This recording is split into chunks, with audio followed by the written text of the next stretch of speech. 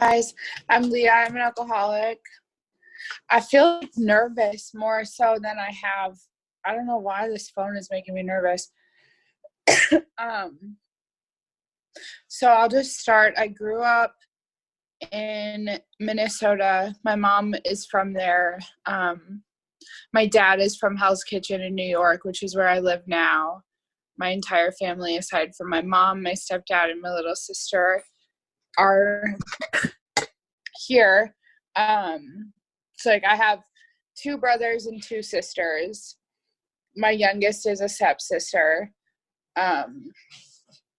Basically when I was growing up, I spent a lot of time with my siblings because we were all really close in age. It was all like a year and a half jump between each of us. So like my sister's a year and a half older than me. I'm a year and a half older than my brother, blah, blah, blah. But when I was growing up, I felt really comfortable, I think, around other people until I was like 6 years old. And then I started to be more, maybe 7, I started to be much more aware of maybe what other people were thinking of me or how I thought about them. And I started to feel really anxious about who I was. And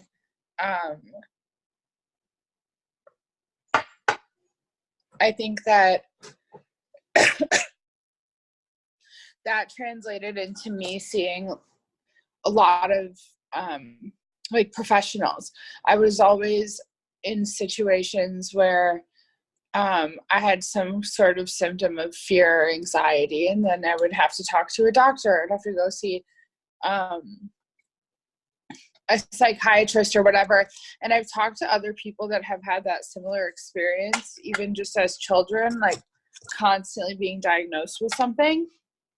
So I was, and I think that was probably okay.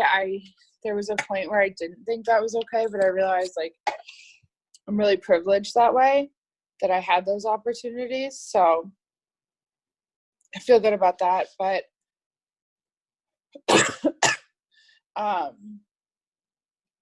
essentially I went through like my childhood kind of just, feeling there was a lot of chaos going on. My parents were had a lot of issues with one another, and my mom, there was a lot going on with her. And so by the time I was in middle school, I felt a little overwhelmed by like my emotions and other people. And I started kind of obsessing about food and all kinds of outside issues. And then that kind of exploded into high school, where I started drinking. Because it was just a natural progression. It was just this situation where I had always kind of been attached to something, and when I drank, I liked how it felt. I liked that it felt kind of validating and all that. So I drank through high school. I got in trouble the very first time I drank. There was a girl that I was drinking with who got really sick. And I mean, she was like throwing up and all that. And the police got called. Oh my God, am I muted? Okay. So the police were called, and then basically,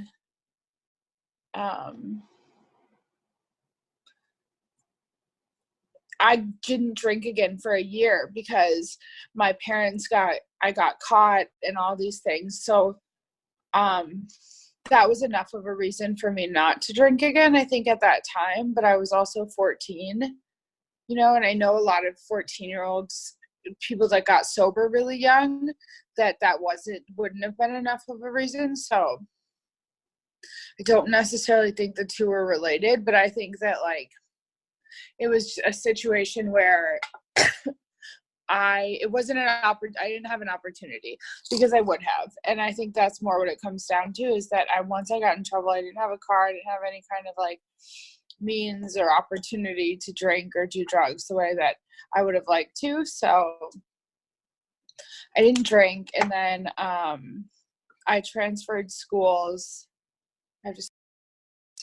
I transferred to a different high school, and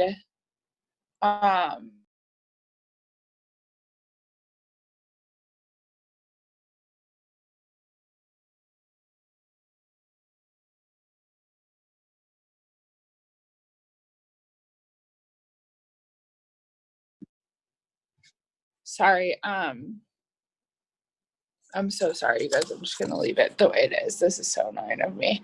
But basically, like, I ended up getting really into smoking weed and that kind of thing in high school, and it kind of felt like I was getting enough experience where I didn't feel stupid doing it in college or whatever. But here's the thing. So I went to college in Boston, and I think I told Maria this story. I got into a good school because I was really like chatty. So I wrote a couple really good essays and blah, blah, blah. And this girl I knew had gone to Boston College, came to visit me because I was like 45 minutes outside the city. And I gave her a bunch of like Adderall and liquor, and I was like, yeah, it's gonna be so fun, and she was horrified. I think she got lost. She might have been like, I mean, I've never talked to her again, and we were friends all through high school. And I think that I didn't really understand that was going on. Like, I didn't understand what other people were experiencing versus what I was experiencing. Besides, I remember that girl was like, she just really was like, I never want to hang out with you again. So I drank pretty much all through my freshman year of college, and moved back to Minnesota where I continued to drink. And I kind of hit a really hard bottom when I was like 19. It wasn't so much material, but because there was no material stuff. But it was really emotional. I was living with a bunch of people I didn't like. I was drinking all the time, and I had zero ability to say what I actually was thinking or what I needed. Like, I couldn't say to anyone what my thoughts were, because it was always just this like emotional like sinkhole where I couldn't say like, I'm feeling uncomfortable, or I don't like this, or I don't like that, I had no idea who I was. So I went to treatment, and when I was in treatment, I was there for 90 days. And I got out of treatment. I left early because I was acting out. They were going to put me back in their inpatient because they'd moved me to their halfway house. And I left instead and moved home to a sober house, which ended up being great because I ended up staying sober for 5 years and like making a bunch of friends. And the girls that I lived with at that time, I recently, like this week, started talking to a few, connecting. Like, we reconnected over some things. One of them just had a baby, and I just was really close with those girls. We lived together for like 3 years. And then I sponsored women. I worked the steps. I had a sponsor the entire time I was sober. I did all the things, and all the things for me basically just meant like, I think I put a conscious effort into my sobriety every day for probably 3.5 years. And then I didn't. And the problem with that was not so much like whether or not it was like I was doing a bad thing by not wanting to be sober or anything. It was just that when things happen in life, like, I had zero preparation for it. There was some really hard things that happened at that time with my family. My brother developed schizophrenia. Just a lot happened.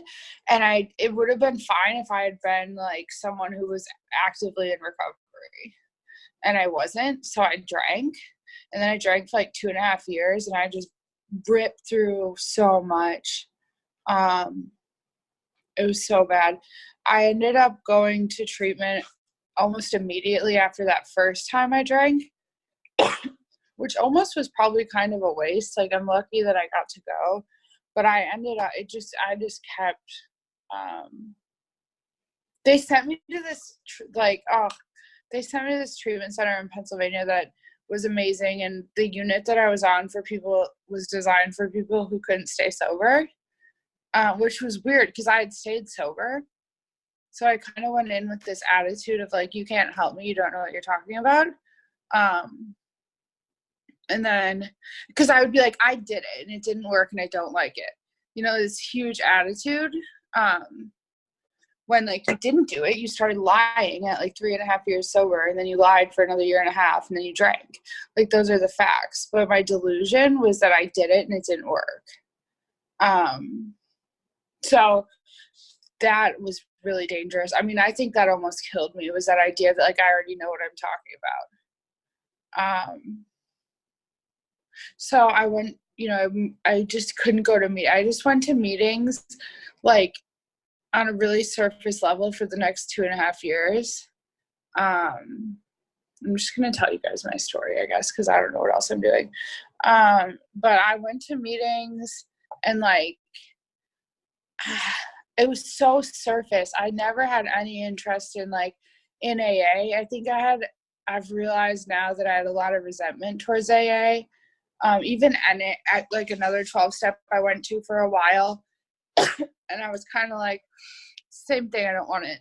It was just this like huge rage towards 12 steps and like people in 12-step meetings. Which is because I got my feelings hurt. That's the thing about alcoholism that I realized when I got sober this time, because I'm coming up, right now I'm coming up on like 22 months. So when I got sober this time, I realized that whole huge thing was about one person, like that probably just belonged on a 4-step. But it had become this like massive thing where I relapsed for 2.5 years and blah, blah, blah, blah, instead of just like sitting with it. And then all of a sudden everyone was bad, and like all these extreme thoughts. So I got sober in February 8th, 2019. Like, 2018, I guess. Yeah. So something along like 20 months, I don't really count. I know it's above 20. But so that person, when I got sober, this was kind of an experience for me. I dated someone in AA for like years, like 2.5 years, the last 2.5 years of my sobriety.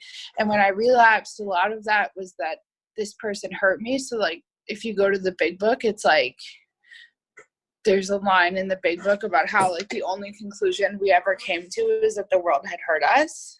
And that like, that's it, end of sentence. But then the rest of the big book, it says that like, the problem is that like, we had already stepped on their toes.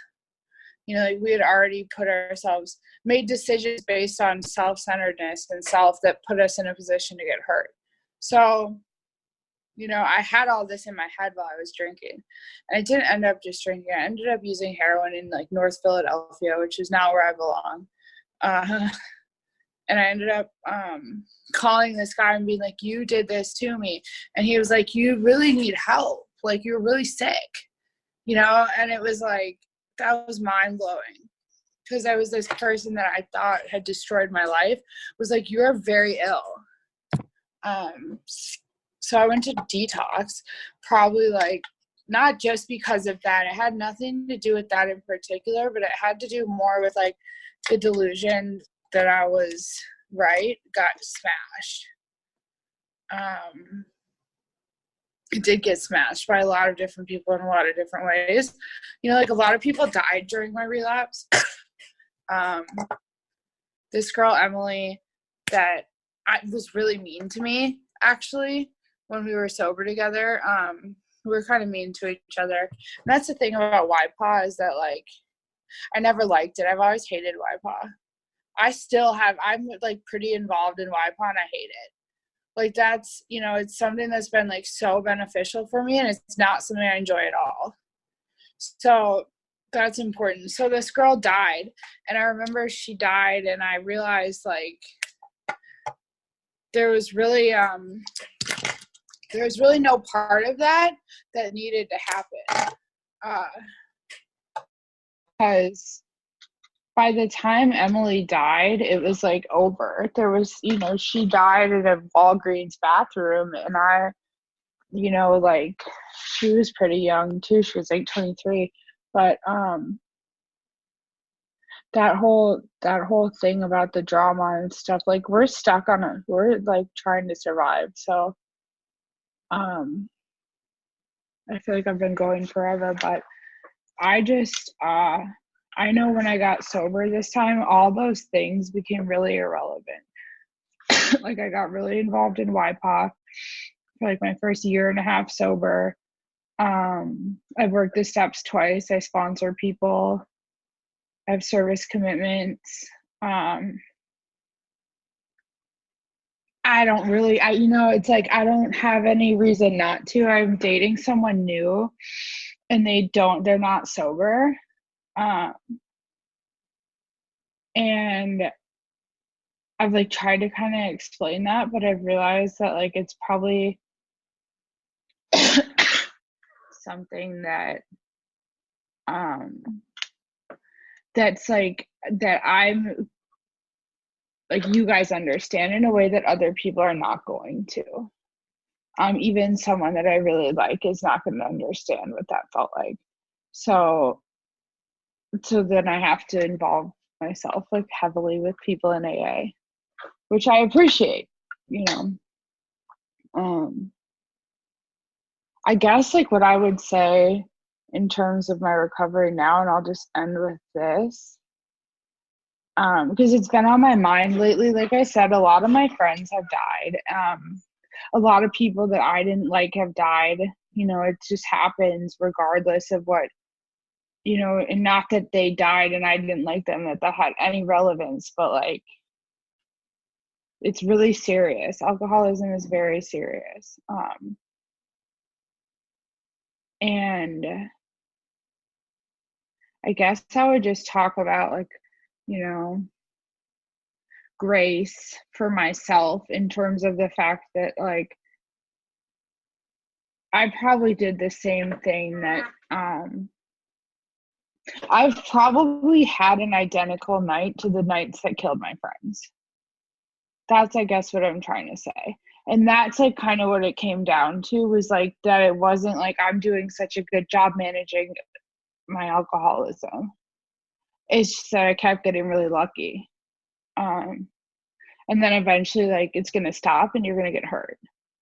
And that was kind of my experience. It's not that like I was really good at doing drugs. Like it was more that I have a higher power that was like very, very invested in my life, which is super important. That distinction is like the only reason I'm sober. That's it. And also like being able to like share that with people I care about, like sponsees or like having a sponsor. I talk to my sponsor every day. I mean, like 6 times a week. If I miss it, I miss it. But I would just say, like, as a message, doing literally everything you can to stay sober has been like the most helpful thing for me. Because I don't want anything to happen to me. And I hang out with people who aren't sober. It's not like I live in this like insulated sober world. It's just that like there's a part of my life that's the root of my life, is like everything has to come down to whether or not I'm doing what I need to do to be well. So that's all I have. Thank you. Thanks, guys.